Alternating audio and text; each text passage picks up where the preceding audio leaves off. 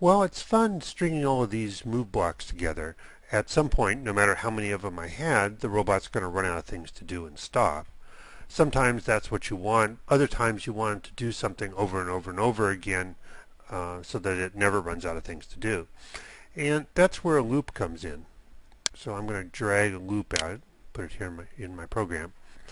The loop will do whatever you have inside here over and over again until whatever the end condition is met for the loop. Now the question comes, well, how do I get things inside here? You could drag new icons out and put them here. In this case, I already have a bunch of blocks that I like the looks of, so I'm going to select it just by holding down my mouse button and dragging and selecting that whole area. Now I can click and drag that whole block of code around, and I'm going to drag it inside the loop.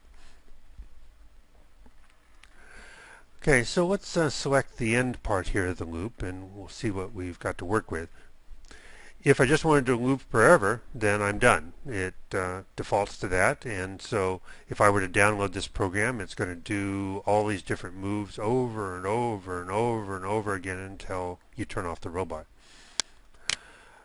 Maybe I want to do it for a certain number of times, so I can select count, and let's say do it 4 times. Now it's going to do this whole repeat 4 times, and then it'll end and continue. Or maybe I want to do it for a certain period of time. I can select how much time. Let's say I want to do it for 10 seconds. And it'll do this whole thing for 10 seconds and then end. So that's pretty much what there is to loops. You'll find that they're very, very handy. It's also very common for people to start out writing this big elaborate program, then forget that they really want to loop it over and over again, and so just select the program that you've written and drag it into the middle of the loop when you're ready to go. One thing I should warn you about, if you've got this loop selected and you say, oh gee, I don't want to loop anymore, I just want to do it directly. If you hit the delete key, it's going to delete everything. And so if you want to save what's inside, you want to be sure to unselect or to select whatever's in there and then copy and drag it someplace else. If you ever do make a mistake like that and you want to undo, just press the undo key here and it'll undo whatever you just did, which is awfully handy if you make some mistake like I just made. So what I'd like you to do right now is write a program that makes your robot drive in a square.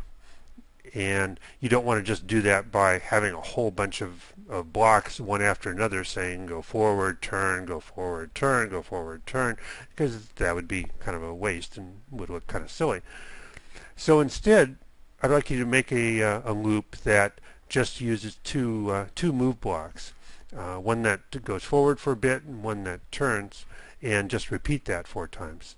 And you ought to be able to make a perfect square. You have to adjust the turns and the go forwards to be what you want it to be.